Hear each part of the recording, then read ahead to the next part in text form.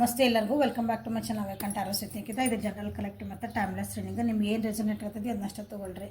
ಎಲ್ಲನೂ ಫೋರ್ಸಿಬಲಿ ನಿಮ್ಮ ಮೇಲೆ ಇಂಪೋಸ್ ಮಾಡ್ಕೊಬೇಡ್ರಿ. ಓಪನ್ ಮೈಂಡಿಂದ ರೀಡಿಂಗ್ಸನ್ನು ನೋಡಿರಿ. ಯಾರ್ಯಾರು ಫಸ್ಟ್ ಟೈಮ್ ನನ್ನ ವೀಡಿಯೋಸ್ ನೋಡ್ತಿದ್ದೀರಿ ಥ್ಯಾಂಕ್ ಯು ಆ್ಯಂಡ್ ವೆಲ್ಕಮ್. ನಿಮ್ಗೆ ಏನು ಅನ್ನಿಸ್ತು ಅಂತ ಕಮೆಂಟ್ ಒಳಗೆ ಮಾಡಿರಿ. ವಿಡಿಯೋ ಚಲೋ ಅನ್ನಿಸ್ತಾ ಚಲೋ ಅನಿಸಿಲ್ಲ ಏನಂತಲ್ಲ ಕಮೆಂಟ್ ಮಾಡಿರಿ. ಓಕೆ, ಸಬ್ಸ್ಕ್ರೈಬ್ ಮಾಡ್ಕೊಂಡಿಲ್ಲ ಪ್ಲೀಸ್ ಸಬ್ಸ್ಕ್ರೈಬ್ ಮಾಡ್ಕೊಳ್ರಿ. ರಿಟರ್ನ್ ವ್ಯೂವರ್ಸು ಸಬ್ಸ್ಕ್ರೈಬ್ ಮಾಡ್ಕೊಂಡ್ರಿ ಎಲ್ಲರಿಗೂ thank you for your love and support. Okay, ಎಲ್ಲರೂ ನನ್ನ ವೀವರ್ಸು ಯಾವಾಗಲೂ ಸ್ಟ್ರಾಂಗ್ ಪೀಪಲ್ ಯಾವಾಗಲೂ ಸ್ಟ್ರಾಂಗ್ ಅದಿರಿ. ಏನೇ ಬರಲಿ ನಿಮ್ಮ ಹತ್ರ ಎದುರಿಸೋ ಶಕ್ತಿ ಐತಿ. ಯಾವಾಗಲೂ ಖುಷಿ ಈಸ್ ದ ಪ್ರಯಾರಿಟಿ. ನಿಮ್ಮ ಜೀವನದಾಗ ನೀವು ಖುಷಿಯಾಗಿರೋದು ಇನ್ನೊಬ್ಬರಲ್ಲ, ನೀವು ಖುಷಿಯಾಗಿರೋದು, ನೀವು ಸಮಾಧಾನ ಇರೋದು, ನೀವು ನೆಮ್ಮದಿಯಾಗಿರೋದು ಇಂಪಾರ್ಟೆಂಟ್ ಅಂತ ಹೇಳ್ತಾ ಇವತ್ತಿನ ರೀಡಿಂಗನ್ನು ಸ್ಟಾರ್ಟ್ ಮಾಡೋಣ. ಸೊ ನಿಮ್ಮ ಈ ಪರಿಸ್ಥಿತಿಗೆ ನಿಮ್ಮದು ಒಂದು ಜೀವನದಾಗ ಒಂದು ಪರಿಸ್ಥಿತಿ ಬಂದ್ಬಿಟ್ಟೈತಿ, ಅದರಿಂದ ಹೊರಗೆ ಹೆಂಗೆ ಬರೋಕ್ಕೆ ನಿಮಗೆ ಆಗ್ತಾ ಇಲ್ಲ ಅನ್ನೋರು ಗೈಡೆನ್ಸ್ ನಿಮ್ಗೆ ಏನು ಬರ್ತೈತಿ, ಯಾವ ಪರಿಸ್ಥಿತಿ ಒಳಗೆ ಏನು ಸಿಕ್ಕೊಂಡಿರಿ ಅಂತ ನೋಡೋಣ. ನಿಮ್ದು ಇಂಥ ಒಂದು ಪರಿಸ್ಥಿತಿಗೆ ಏಂಜಲ್ಸ್ ನಿಮ್ಗೆ ಏನು ಹೆಲ್ಪ್ ಮಾಡ್ತಾರೆ ಅಥವಾ ನಿಮ್ಗೆ ಏನು ಗೈಡೆನ್ಸ್ ಕೊಡ್ತಾರೆ, ಇದನ್ನು ನೀವು ಹೆಂಗೆ ಹೊರಗೆ ಬರಬಹುದು ಅಂತ ನೋಡುವಂಥ ರೀಡಿಂಗ್ ಇದೆ ಇವತ್ತು. ಓಕೆ, ಸೊ ಫಸ್ಟ್ ಯಾರ್ಯಾರು ಯಾವಂಥ ಪರಿಸ್ಥಿತಿ ಒಳಗೆ ಆಲ್ಮೋಸ್ಟ್ ಭಾಳ ಮಂದಿ ಯಾವ ಪರಿಸ್ಥಿತಿ ಒಳಗೆ ಸಿಕ್ಕೊಂಡಿರಿ ಅಂತ ಸ್ವಲ್ಪ ಕಾರ್ಡ್ ಒಳಗೆ ನೋಡ್ಬಿಡೋಣ. ಓಕೆ, ಸೊ ನನ್ನ ವ್ಯೂವರ್ಸ್ ಕೆಲವೊಂದು ಪರಿಸ್ಥಿತಿ ಒಳಗೆ ಸಿಕ್ಕಾಕೊಂಡಾರ, ಅಲ್ಲಿಂದ ಹೊರಗೆ ಬರೋಕ್ಕೆ ಅವ್ರಿಗೆ ಆಗ್ತಿಲ್ಲ, ಕೆಲವೊಂದು ಆನ್ಸರ್ ಸಿಗ್ತಾ ಇಲ್ಲ ಅಂತ ಯಾವ ಪರಿಸ್ಥಿತಿಗಳು ಅಂತ ನನಗೆ ಪ್ಲೀಸ್ ತಿಳಿಸ್ಕೊಡ್ರಿ. Angels thank you.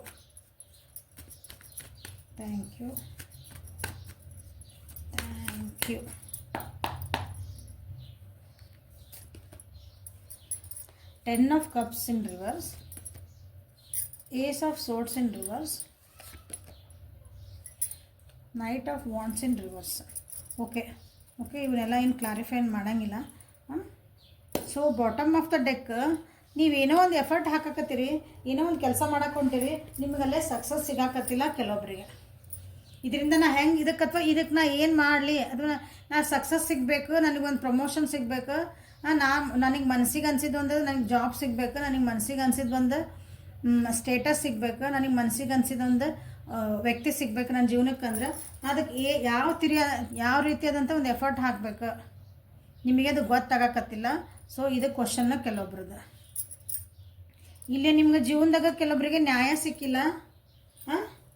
ಆ ನ್ಯಾಯ ನನಗೆ ಸಿಗ್ಬೇಕಂದ್ರೆ ನಾ ಏನು ಮಾಡಬೇಕು, ನನ್ನ ಜೀವನದಾಗ ಕೆಲವೊಂದು ನನಗೆ ಅನ್ನಿಸ್ತಾ ಐತಿ ಅದು ನನಗೆ ಅನ್ಯಾಯಗಳಾಗ್ತದವು. ನನ್ನ ಪರ ಅಂತಲ್ಲದ ಸರಿಯಾಗಿ ಇಲ್ಲಿಂದು ನ್ಯಾಯ ಆಗ್ತಾ ಇಲ್ಲ, ಸರಿಯಾಗಿ ಇದಕ್ಕೊಂದು ಡಿಸಿಷನ್ ಬರ್ತಾ ಇಲ್ಲ, ನಾನು ಅದಕ್ಕೆ ಏನು ಮಾಡಲಿ ಅಂತ ಕೆಲವೊಬ್ರು ಸಿಕ್ಕಾಕೊಂಡಿರಿ. ಕೆಲವೊಂದು ವಿಷಯಗಳು ಇಲ್ಲಿ ಲಿಟ್ರಲಿ ಕೆಲವೊಬ್ರು ಏನಂತೀರಿ ಒಂದು ಕೋರ್ಟ್ ಕೇಸ್ ಒಳಗೆ ಅಂಥವೆಲ್ಲ ನಾವು ಅಂಥದ್ದು ಲೀಗಲ್ ಇಶ್ಯೂಸ್ ಒಳಗೆ ನೀವು ಸಿಕ್ಕಾಕೊಂಡಿರ್ಬೋದು. ಕೆಲವೊಬ್ರಿಗೆ ಪರಿಸ್ಥಿತಿ ಭಾಳನ ಕೆಟ್ಟೈತಿ, ಅಂದರೆ ಭಾಳ ಕಷ್ಟಗಳು ಬರ್ತದವು. ನಿಮ್ಮ ಫ್ಯಾಮಿಲಿ ವೈಸ್ ಭಾಳ ಕಷ್ಟ ಬರ್ತದವು, ನಿಮ್ಮ ರಿಲೇಷನ್ಶಿಪ್ ಒಳಗೆ ಭಾಳ ಕಷ್ಟಗಳು ಬರ್ತದವು. ಸೊ ಇಲ್ಲಿಂದ ನಾನು ಹೆಂಗೆ ಹೊರಗೆ ಬರಲಿ, ಇಲ್ಲಿಂದ ಎಲ್ಲರೂ ದೂರ ಹೋಗ್ಬೇಕು, ನಾನು ಇದೆಲ್ಲ ಬಿಟ್ಟು ಹೊರಗೆ ಹೋಗ್ಬೇಕು ಅಂದರೆ ಇಂಥವೆಲ್ಲ ನನ್ನ ಪರಿಸ್ಥಿತಿಯಿಂದ ನನ್ನ ಈ ಕಷ್ಟಗಳಿಂದ ಓಡೋಗೋದಲ್ಲ. ಕೆಲವೊಬ್ರು ಓಡೋಗಾಕೊಂಡು ಟ್ರೈ ಮಾಡ್ತೀರಿ, ಬಟ್ ಅದು ಆಗಕತ್ತಿಲ್ಲ. ಸೊ ನಾ ಹೆಂಗೆ ಬರ್ಬೇಕು ಇದರಿಂದ ಅಂತಲೇ ಟ್ರೈ ಮಾಡ್ತೀವಿ. ಇಲ್ಲಿ ಕ್ವಶನ್ಸ್ ನಿಮ್ಮ ತಲೆ ಒಳಗೆ ಅರೈಸ್ ಆಗ್ತದವು. ಫಸ್ಟ್ ಇಲ್ಲೇ ಕ್ವಶನ್ ನೋಡ್ತಿದ್ದೆ ನಾನು. ಸೊ ಆಮೇಲೆ ನಿಮಗೆ ಏನೇನು ಏಂಜಲ್ ಗೈಡೆನ್ಸ್ ತೆಗಿತೇನೆ ಪರಿಸ್ಥಿತಿಗೆ ಅನುಗುಣವಾಗಿ. ಇಲ್ಲೇ ಫ್ಯಾಮಿಲಿ ವೈಸು ನಿಮ್ಗೆ ಒಂದು ಸಪೋರ್ಟ್ ಸಿಗ್ತಾ ಇಲ್ಲ ಭಾಳ ಮಂದಿಗೆ. ನಿಮ್ಮ ಫ್ಯಾಮಿಲಿ ವೈಸು ನಿಮಗೆ ಖುಷಿ ಇಲ್ಲ, ನಿಮ್ಮ ಫ್ಯಾಮಿಲಿ ಒಳಗಿದ್ದಂಥ ಒಂದು ಬಾಂಧವ್ಯ ಏನೈತೆ ಎಲ್ಲ ಕೆಟ್ಟು ಹೋಗೈತೆ ಈಗ. ಸೊ ಇದನ್ನು ನಾನು ಹೆಂಗೆ ಸರಿ ಮಾಡ್ಕೋಬೇಕು, ನಾನು ಇದನ್ನು ಹೆಂಗೆ ಸರಿ ಮಾಡ್ಕೊಳ್ಳಿ, ನನ್ನ ಫ್ಯಾಮಿಲಿ ನನಗೆ ಸಪೋರ್ಟ್ ಹೆಂಗೆ ಬರಬೇಕು ಅನ್ನೋದು ನಿಮ್ಮ ಕ್ವಶನ್ ಆಗಿದೆ ಕೆಲವೊಬ್ರಿಗೆ. ಕೆಲವೊಬ್ಬರಿಗೆ ನಿಮ್ಗೆ ಅಂದ್ಕೊಂಡಿದ್ದನ್ನು ನಿಮ್ಗೆ ಹೇಳೋಕೆ ಆಗ್ತಾ ಇಲ್ಲ. ಹೊಸದೇನೋ ಮಾಡೋಕ್ಕೆ ಹೋಗ್ತೀರಿ, ಹೊಸದಾಗಿ ಏನೋ ಒಂದು ಸ್ಟಾರ್ಟ್ ಮಾಡೋಕ್ಕೆ ಹೋಗ್ತೀರಿ, ಹೊಸದಾಗಿ ಒಂದು ರಿಲೇಷನ್ಶಿಪ್ ಇರ್ಬೋದು, ಒಂದು ಹೊಸ ಬಿಗ್ನಿಂಗ್ ಇರ್ಬೋದು, ಏನಾರ ಇಲ್ಲದ ಒಂದು ಹೊಸದಾಗಿನೋ ಸ್ಟಾರ್ಟ್ ಮಾಡೋಕ್ಕೆ ಹೋಗ್ತೀರಿ. ಬಟ್ ಅದನ್ನು ಹೆಂಗೆ ಪುಟ್ ಫೋರ್ತ್ ಮಾಡ್ಬೇಕಂದ್ರೆ ಅದನ್ನು ಹೆಂಗೆ ಫಸ್ಟ್ ಅದನ್ನು ಒಂದು ಹೆಜ್ಜೆ ಮುಂದೆ ಹೆಂಗೆ ಇಡಬೇಕು, ಅದು ಹೆಂಗೆ ತೊಗೊಂಡೋಗ್ಬೇಕಂತ ನಿಮ್ಗೆ ಕೆಲವೊಬ್ಬರಿಗೆ ಇಲ್ಲಿ ಬರ್ತಾ ಇಲ್ಲ. ಅಂದರೆ ನಿಮ್ಗೆ ಅಂದ್ಕೊಂಡಿದ್ದನ್ನು ಮನಸ್ಸೊಳಗೆ ಅಂದ್ಕೊಂಡಿದ್ದನ್ನು ನಿಮಗೆ ಅದನ್ನು ಬಾಯಿ ಒಳಗೆ ಹೇಳೋಕೆ ಅಥವಾ ಆ್ಯಕ್ಷನ್ ಒಳಗೆ ತೊಗೊಳಕ್ಕೆ ನಿಮ್ಗೆ ಆಗ್ತಾ ಇಲ್ಲ. ಇದು ನಿಮ್ಮ ಕ್ವಶನ್. ಇಲ್ಲಿ ಕೆಲವರು ಒಬ್ಬರು ವ್ಯಕ್ತಿ ಜೊತೆಗೆ ನೀವು ಹೆಂಗಿರ್ಬೇಕು, ವ್ಯಕ್ತಿ ನಮ್ಮನ್ನು ಅಂದ್ರೆ ನಮ್ಮ ಪ್ರೀತಿನ ಹೆಂಗೆ ಇಟ್ಕೋಬೇಕು, ಅಥವಾ ಅವ್ರಿಗೆ ನಾ ಹೆಂಗೆ ಕಂಟ್ರೋಲ್ ಮಾಡ್ಬೇಕು, ಅವ್ರು ನಾವು ಹೇಳ್ದಂಗೆ ಹೆಂಗೆ ಹೇಳ್ದಂಗೆ ಹೇಳ್ಬೇಕಂದ್ರೆ ನಮ್ಮನ್ನ ಸ್ವಲ್ಪ ಅರ್ಥ ಮಾಡ್ಕೊಂಡು ಹಿಂಗೆ ಲಿಟ್ರಲ್ ಅಂದರೆ ಪೂರ ನನ್ನ ಹೋಲ್ಡ್ನಾಗಿರ್ಬೇಕಂತಲ್ಲ, ಆ ರೀತಿ ನಾನು ಹೆಂಗೆ ಈ ವ್ಯಕ್ತಿ ಜೊತೆಗೆ ನಾ ವ್ಯಕ್ತಿಗತವಾಗಿ ಇದು ಪರಿಸ್ಥಿತಿ ಹೇಳಿದೆ, ಇಲ್ಲಿ ವ್ಯಕ್ತಿಗತವಾಗಿ ನಾ ಈ ವ್ಯಕ್ತಿ ಜೊತೆಗೆ ಹೆಂಗೆ ಇರಬೇಕು, ನಾನೇನು ಬುದ್ಧಿ ಕಲಿಬೇಕು, ನಾನೇನು ಚೇಂಜ್ ಮಾಡ್ಕೋಬೇಕು, ಅಥವಾ ಆ ವ್ಯಕ್ತಿಗೆ ನಾನು ಏನು ಹೇಳ್ಬೋದು, ಇದಕ್ಕೆ ಏನು ಆ್ಯಕ್ಷನ್ ತೊಗೋಬೇಕು ಈ ವ್ಯಕ್ತಿ ಸಲುವಾಗಿ ನಾನು, ಆ ರೀತಿಯಿಂದ ಕೆಲವೊಂದು ಇಷ್ಟೆಲ್ಲ ಕ್ವಶನ್ಸ್ ನಿಮ್ಮ ಇಲ್ಲಿ ಬಂದು ಇಂಥ ಒಂದು ಪರಿಸ್ಥಿತಿ ಒಳಗೆ ನಿಮ್ಗೆ ಏಂಜಲ್ಸ್ ನಿಮ್ಗೆ ಏನು ಗೈಡ್ ಮಾಡೋಕ್ಕೆ ಇಷ್ಟಪಡ್ತಾರೆ ನೋಡೋಣ. ನಿಮ್ಗೆ ಇದರಿಂದ ಬರಬೇಕಂದ್ರೆ ನೀವು ಕೆಲವೊಂದು ಚೇಂಜಸ್ ಮಾಡ್ಕೋಬೇಕು, ನಿಮ್ಮ ಜೀವನದೊಳಗೆ ನೀವು ಕೆಲವೊಂದು ಆ್ಯಕ್ಷನ್ಸ್ ತೊಗೋಬೇಕು. ಅದು ಏನಂತ ಬರ್ತಾ ನೋಡೋಣ.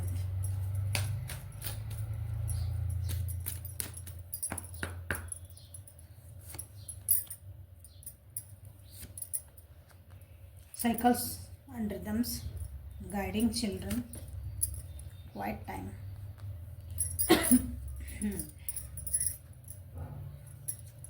ಸೊ ಇಲ್ಲೇ ಸ್ಯಾಕ್ರೆಡ್ ಅಫರ್ಮೇಷನ್ದ ತೆಗೆನ ಈ ಡೆಕ್ಕಿಂದ ಏನು ಬರ್ತಾವ ನೋಡೋಣ.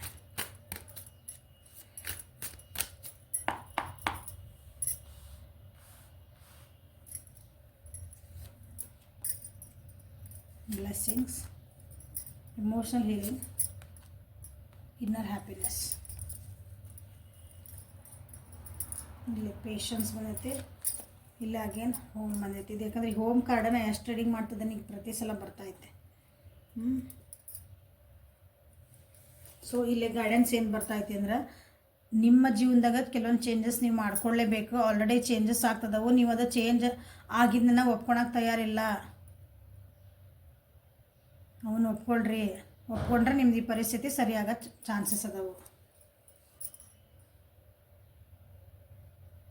ನಿಮ್ಮ ಇದು ಕೆಲವೊಬ್ಬರಿಗೆ ಇಷ್ಟೆಲ್ಲ ಪರಿಸ್ಥಿತಿ ಒಳಗೆ ನಿಮ್ಮ ಮಕ್ಕಳನ್ನ ಇನ್ವಾಲ್ವ್ಮೆಂಟ್ ಆಗಿರಬಹುದು. ಮಕ್ಕಳು ಫ್ಯಾಮಿಲಿ ಅಂತ ಬಂದಮೇಲೆ ಮಕ್ಕಳು ಬರ್ತಾರಲ್ಲ, ಅಥವಾ ನೀವಿರೋ ವಾತಾವರಣ ಒಳಗೆ ಅಲ್ಲಿ ಮಕ್ಕಳು ಇಂಪಾರ್ಟೆಂಟ್ ಆಗಿರಬಹುದು. ಸೊ ಮಕ್ಕಳ ಮನಸ್ಥಿತಿಗಳನ್ನು ಅರ್ಥ ಮಾಡ್ಕೊಳ್ರಿ. ಮಕ್ಕಳನ್ನ ನೀವು ಮಗುನ ಮನಸ್ಸಾಗಿ ವಿಚಾರ ಮಾಡಿರಿ. ನೀವು ಮಕ್ಕಳ ಜೊತೆಗೆ ಮಕ್ಕಳಾಗಿ, ದೊಡ್ಡವ್ರ ಜೊತೆಗೂ ಮಕ್ಕಳಾಗಿ ಕೆಲವೊಂದು ಸಲ ನಾವು ಮಕ್ಕಳ ಥರ ಯೋಚನೆ ಮಾಡೋದು ಕಲಿಬೇಕು ಕೆಲವೊಂದು ಸಲ. ಸೊ ಅಂದ್ರೆ ನಿಮ್ಮ ಇನ್ನರ್ ಚೈಲ್ಡ್, ನಮ್ಮೊಳಗೆ ಒಂದು ಮಗುವಿನ ಮನಸ್ಸು ಇರ್ತೈತಿ. ನಮ್ಮೊಳಗೆ ಎಲ್ಲ ನಾವು ಎಷ್ಟೋ ದೊಡ್ಡರಾಗಲಿ ನಮ್ಮೊಳಗೆ ಒಬ್ಬರು ಮಗು ಇದ್ದೇ ಇರ್ತದೆ. ಅದನ್ನು ನೀವು ಹೀಲ್ ಮಾಡ್ಕೊಳ್ರಿ. ಅದು ಏನು ಹೇಳ್ತಾ ಐತಿ, ಅದು ಏನು ಕೇಳ್ತಾ ಐತಿ, ಅದನ್ನ ಕಡೆಗೂ ನೀವು ಲಕ್ಷ್ಯ ಕೊಟ್ಕೊಳ್ರಿ.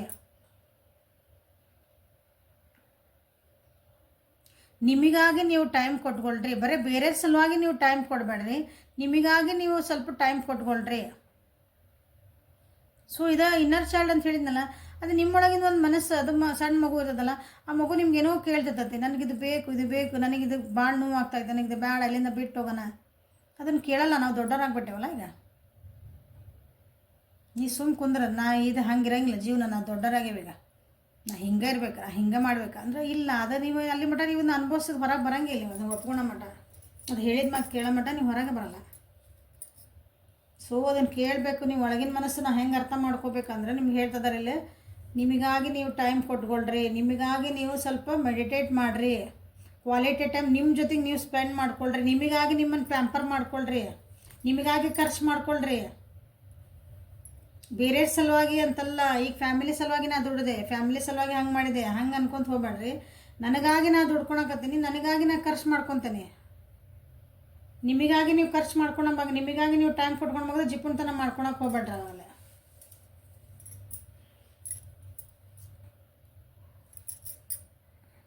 ನಿಮ್ಮ ಜೀವನದೊಳಗೆ ಏನು ಬ್ಲೆಸ್ಸಿಂಗ್ಸ್ ಅದಾವು, ನಿಮ್ಮ ಜೀವನದೊಳಗಿರೋಂಥ ಒಂದು ಒಳ್ಳೆತನಗಳ ಏನದ, ಒಳ್ಳೆತನ ಅಂದ್ರೆ ಬುದ್ಧಿ ಅಲ್ಲ, ನಿಮ್ಮ ಜೀವನದಾಗ ಏನು ಅದಾವಲ್ಲ ಅನುಕೂಲಗಳ ದೇವ್ರು ಏನು ಕೊಟ್ಟ ನಿಮಗೆ, ನಿಮ್ಗೆ ಒಳ್ಳೆದೇನಾಗ ನಿಮ್ಮ ಜೀವನ ಎಲ್ಲಾನು ಕೌಂಟ್ ಮಾಡಿರಿ. ನೀವು ಕೌಂಟ್ ಮಾಡೋಕತ್ತಿಲ್ಲ, ಹಾಗಾಗಿ ನಿಮಗೆ ಇಲ್ಲಿ ಉತ್ತರ ಸಿಗಾಕತ್ತಿಲ್ಲ.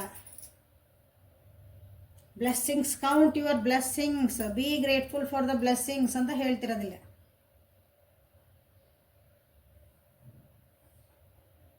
ಇಲ್ಲಿ ಹೇಳಿದ ಏನದು ಇನ್ನರ್ ಚೈಲ್ಡ್ ಹೇಳಿದೆ. ಸೊ ಇಲ್ಲಿ ಬಂತ ಇಮೋಷನಲ್ ಹೀಲಿಂಗ್. ಅದು ಇನ್ನರ್ ಚೈಲ್ಡ್ನ ಹೀಲ್ ಮಾಡ್ಕೊಳ್ರಿ.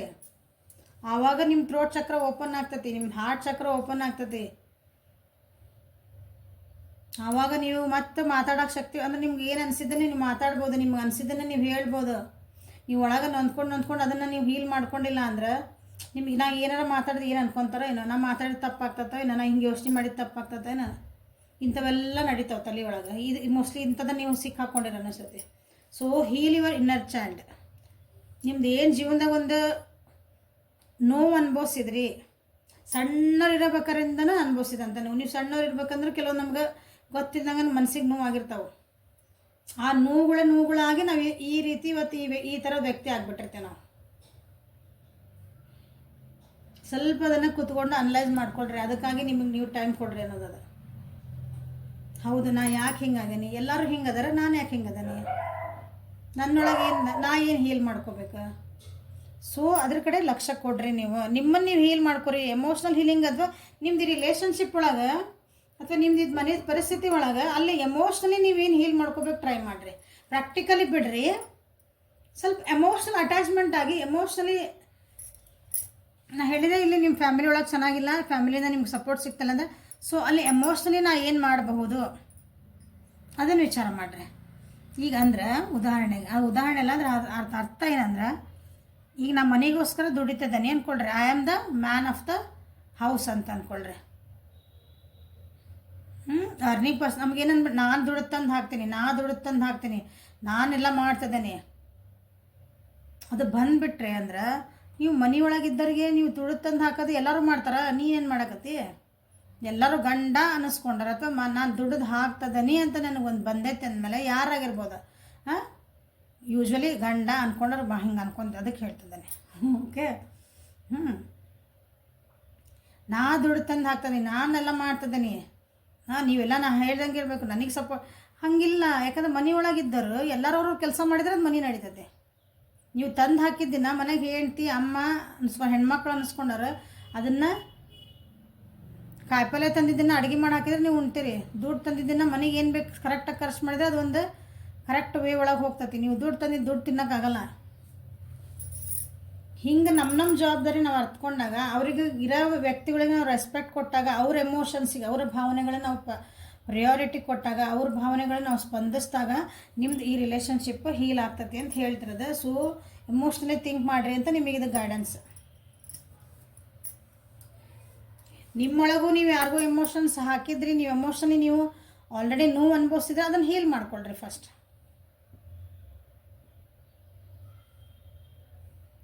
ಕ್ವೈಟ್ ಟೈಮ್ ಈ ವ್ಯಕ್ತಿ ಜೊತೆಗೆ ಇಲ್ಲಿ ಕೆಲವು ಬಂತಲ್ಲ, ಇಲ್ಲ ಈ ವ್ಯಕ್ತಿ ಜೊತೆಗೆ ನಾ ಹೆಂಗೆ ರಿಲೇಷನ್ಶಿಪ್ ಸರಿ ಮಾಡ್ಕೋಬೇಕು, ಮನೆಯೊಳಗೆ ನಾ ಹೆಂಗೆ ಮಾಡ್ಕೋಬೇಕು ಅಂತ ಬಂದಾಗ ಫಸ್ಟ್ ನೀವು ಖುಷಿಯಾಗಿರೋದನ್ನು ಕಲಿಬೇಕು.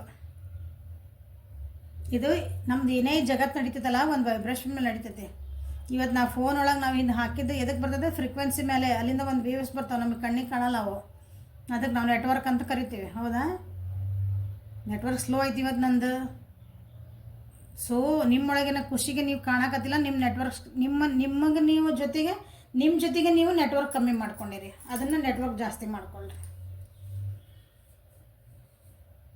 ನಾನು ಹೆಂಗೆ ಖುಷಿಯಾಗಿರ್ಬೇಕು, ನಿಮ್ಮ ಇನ್ನರ್ ಖುಷಿ, ನಿಮ್ಮಂದ್ರೆ ಇನ್ನರ್ ಹ್ಯಾಪಿನೆಸ್ ಏನೈತಲ್ಲ ಅದು ಇಂಪಾರ್ಟೆಂಟ್.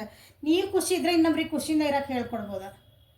ನೀವು ಇಲ್ಲಿ ದಿನಾನು ಬೇಜಾರೊಳಗೆ ಹತ್ಕೋ ನನಗೆ ಯಾರು ಸಪೋರ್ಟ್ ಇಲ್ಲ, ನಾನು ಹಿಂಗೆ ಅಂದರೆ ಇನ್ನೊಬ್ರು ಯಾರು ನಿಮ್ಮ ಜೊತೆಗೆ ಬಂದು ಮಾತಾಡ್ಸಿದ್ರೆ ಅವ್ರಿಗೆ ನೀವು ಖುಷಿಯಿಂದ ಮಾತಾಡೋಕ್ಕೆ ಸಾಧ್ಯನಾ, ಅಥವಾ ನಿಮ್ಮ ಜೊತೆಗೆ ಮಾತಾಡೋರು ಖುಷಿಯಿಂದ ವಾಪಸ್ ಹೋಗೋಕ್ಕೆ ಸಾಧ್ಯನಾ, ಅದನ್ನು ವಿಚಾರ ಮಾಡಿರಿ.